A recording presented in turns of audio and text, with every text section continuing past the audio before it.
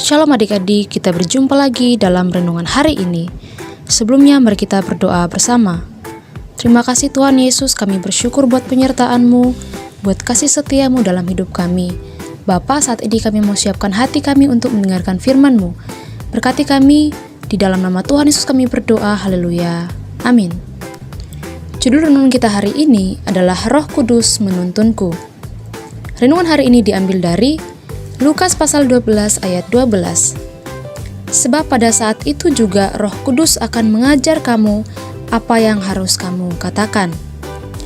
Adik-adik, ketika kita percaya kepada Tuhan Yesus sebagai juru selamat kita, maka Roh Kudus datang dan tinggal di dalam hati kita. Dialah penolong yang diberi oleh Tuhan untuk membimbing kita setiap hari. Roh Kudus adalah pribadi Allah yang tinggal di dalam diri kita. Roh Kudus akan memimpin kita ke dalam seluruh kebenaran. Saat kita menghadapi pilihan-pilihan, Roh Kudus akan menolong kita untuk membuat keputusan sesuai dengan kehendak Tuhan. Nah, bagaimana Roh Kudus dapat menuntun kita? Yang pertama, tentu melalui firman Tuhan. Roh Kudus akan mengajar dan mengingatkan kita apa yang tertulis dalam Alkitab. Saat kita membaca Alkitab, Roh Kudus akan membuka pikiran dan hati kita untuk memahami firman Tuhan. Karena itulah kita harus setia membaca dan merenungkan firman Tuhan setiap hari. Yang kedua, Roh Kudus menuntun kita melalui suara hati nurani. Saat menghadapi situasi yang sulit dan membingungkan, Roh Kudus akan membimbing kita melalui suara hati nurani kita yang dipenuhi oleh Roh Kudus. Suatu ketika, oleh bisikan roh murid-murid menasehati Paulus agar tidak pergi ke Yerusalem.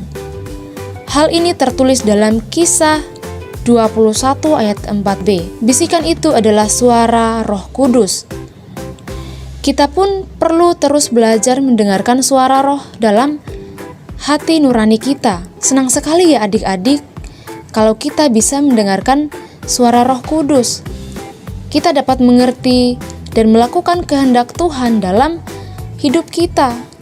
Yuk terus belajar mengasihi Roh Kudus dan hidup dalam tuntunannya setiap hari. Dia adalah penolong setia yang selalu ada bersama kita. Ketika kita hidup dalam ketaatan kepadanya dan terus mengikuti petunjuknya, kita akan mengalami hidup yang penuh berkat dan berkenan kepada Tuhan. Mari kita berdoa. Roh Kudus, Engkaulah penolong setia dalam hidupku. Ajar aku untuk peka akan tuntunan-Mu agar aku dapat hidup dalam pimpinan dan bimbingan-Mu setiap hari. Di dalam nama Tuhan Yesus aku berdoa, haleluya, amin. Sampai jumpa di renungan esok hari. Tuhan Yesus memberkati.